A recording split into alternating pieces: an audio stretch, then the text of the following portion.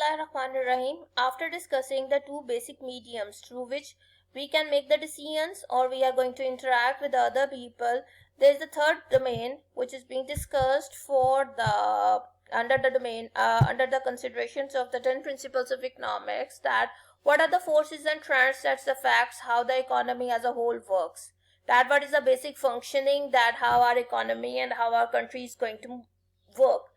The first of all is the standard of living. Living standard depends upon the country's production. So, the living standard of Pakistan depends upon the Pakistan's production. Living standard of America depends upon the America's production. Production, and how can we evaluate this production? The value of this production, it means that what is the money value of that production. We produce lots of wheat, we produce lots of cotton, we produce lots of rice, we produce lots of textile products, but the value of those products is less in the markets. It means that our living standard is low. And the America produces lots of softwares, lots of ammunitions, lots of tech instruments and the technology instruments. Then the market value of those goods are high. Same is the case that if you compare the living standard of a doctor of a cobbler. A doctor is going to make the operations, a surgeon is going to make the surgeries. If you work for 1 hour, he is going to get the more out of it. And if the cobbler is going to mend the shoes and it takes it for 5 to 7 hours a day, he will be paid less, because the services which he is going to offer to the society, it is less valued as compared to those of the services which are being offered by a doctor. The same is the case of the countries. The more the value of the good of our production, the higher will be our living standards. The less the value of the goods which we produce as a whole, the less will be the living standard of our country. The second thing is that the prices. What is the role of the prices? Prices rise when the government prints too much money. When the government is going to print the money, then the prices are going to rise. This is one reason. This is not always reason. As you can say, there is the inflation. There is a role of the inflation. There you can say that everyone is saying that the prices have risen to enormous extent. This is not only because of this factor. This is one of the factors, but there are lots of other factors which are going to affect the prices and also affects the level of the inflation. So, what happens when this happens? For example, it's at the start of the month, at the start of the month, the government hasn't got any money to pay for the salaries of its employees, and the employees are, the government employees are lots, and government has to make the expenses in the form of their salaries and also in the form of the pensions, like army, police, judiciary, the government schools, government colleges, government universities, hospitals, dispensaries, your whole bureaucracy, your whole setup through which the government is functioning. They are all the employees of the government, so the government has to pay for them. For example, the government hasn't got anything to pay for them, but the government has to pay them in the given crisis, so the government prints money. For example, government needs about 10 billion rupees. The government prints 10 billion rupees to give the salaries and the pensions towards its employees. Government prints 10 billion rupees, and these 10 billion rupees are transferred to the respective accounts of the government officials. Okay, everyone has got his salary. What will happen? They will take their salary out of the bank and go to the market to purchase the goods. Now, in the overnight time, the amount of the income, amount of the currency notes which were in the Pakistan, they have increased to the level of the 10 million rupees. For example, at initial level it was 1000, now it is equal to 1010 billion rupees. Now, what will happen towards the goods and the services? Goods and services will remain the same. They haven't increased up to that extent. Now, the goods and services will be low, the quantity will be less, and the amount of money amounts will be high.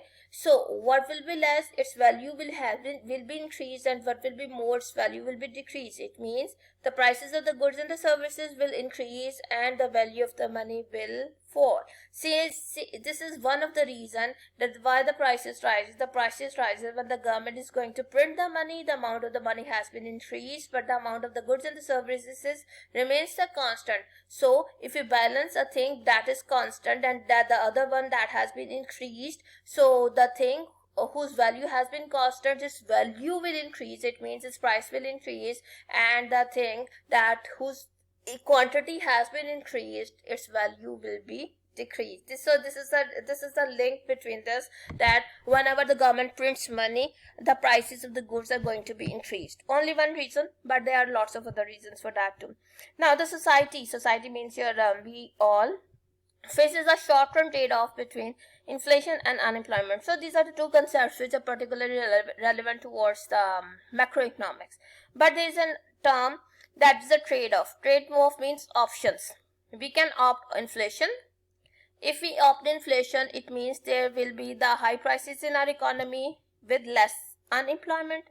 If we opt unemployment, it means in our economy the unemployment will be high but with less inflation. So there are two options at our hand. If we want to have more inflation, less unemployment will be there. If we want to have more unemployment, less inflation will be there. So there exists a negative relationship, but this negative relationship happens only or exists only in the short run. So in economics, you will consider two terms in reference to the time period. One is the short run and another one is the long run. These terms of the short run and the long run are not relevant towards the time period. They are relevant towards the productivity. So short run is a time period in which your productivity is not going to change, in which your level of the production may change, but the level of the productivity does not change. And the long run is the time period in which your productivity is going to change. As long as we have the same productivity, the relationship between the inflation and unemployment will be negative. I can draw it for you like this. So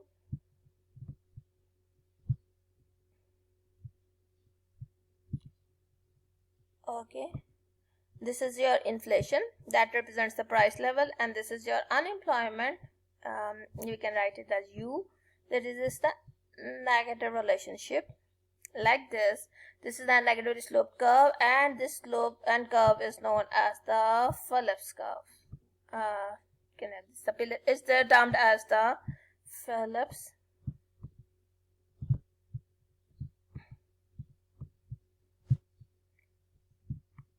and S. That's the Phillips curve. And what does it mean by this Phillips curve? The Phillips curve means it represents the negative relationship between the inflation rate and the unemployment. And when does this negative relationship exist? This negative relationship exists only in case of the short run. Now, the first domain was that how we are going to make the decision. So I have already discussed to you all the 10 principles, but this is the brief overview over here. Okay, people face trade-off. It means economy faces the faces the trade-offs. You have got the options to get one thing, but you have to give up the other thing. For example, guns versus butter. It's a proverb. Guns means the more you spend on your defense, less will be left for the betterment of the economy. More you spend on the betterment of the economy or the betterment of the people, less will be spent on the defense. Less will be left to be spent on the defense. Food versus clothing. For example, you have got 5,000 rupees. It's up to you that you can spend that money on the food or to buy some cloth. Leisure time of work. It means every person in this world has got only 24 hours at his hand. The more he will work, less he will have time for the leisure. The more he will enjoy for leisure, the less he will have time for the work.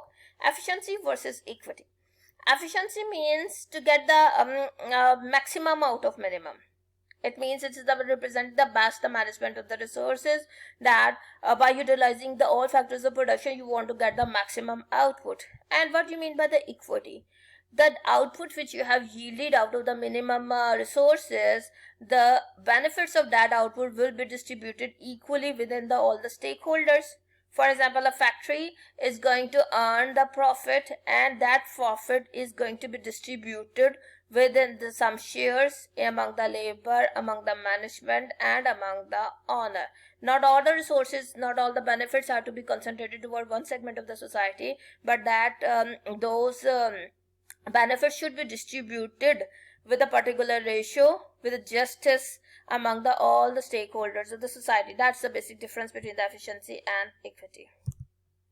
Making decision requires trading off one goal and another. For example, if we choose the guns, then this is the decision, and butter will be the opportunity cost of it. If we choose the clothing, then it is our decision, then food will be the opportunity cost of it. So in order to make the decision, we must have got the options, and among those options, the option which we are opted, that is our decision, and the options which are left, those represents the opportunity cost of our decision.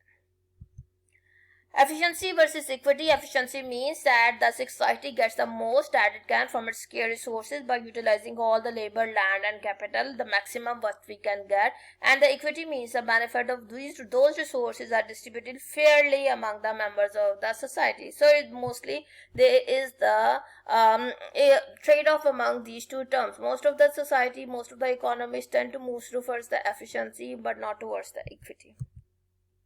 The cost of something is what you give up to get it. This represents the concept of the opportunity cost. It means whether to go to college or to work, whether to study or to go to dine, whether to take the class or you just log in and sleep. So these are your options. What are your options you are going to take? That's your decision, and whatever that you left, it represents the opportunity cost. The opportunity cost of an item is what you give up to obtain that item. Rational people think at the margin. Marginal changes are small incremental changes in our plan of action. So we make decisions by comparing the costs and benefits of the decisions. So at cost and benefits of the decisions, and also at the margin. It means whenever we have to make a decision, we are going to evaluate. Our mind automatically compare the cost of that decision and the benefit of that decision. By comparing these two, if the cost is greater, we are not going to opt for it. If the benefit is greater, we are going to opt for it. So we make changes in our plan of action also by comparing that what will be the additional benefit we can get out of it, and what is the additional cost we have to incur out of it. So all the decisions and all the change in the decisions are based upon the comparisons of two factors. One is the cost and the other one is the benefit. If the cost is more, then we are not going to opt for that decision. If the benefit is more, then we are going to opt for that decision. People respond to incentives. Marginal changes in costs and benefits motivate people to respond, and incentives are something that is going to compel you to do something. And why we do this? Because of the fact we see that if we go for the shopping in the form of a sale, then we will get the same thing but at a lesser price. So the benefit is greater than the cost. So we respond towards the incentives of the sales and bonuses, same like that. Now, trade can make everyone better off. Trade represents the exchange of the goods and the services of the buying and the selling. And whenever someone buys something, it means we are able to fill up our desire. And if someone is going to sell something, it means he will get the money out of it, and he or she will be able to use that money to fill up the desire of the same person.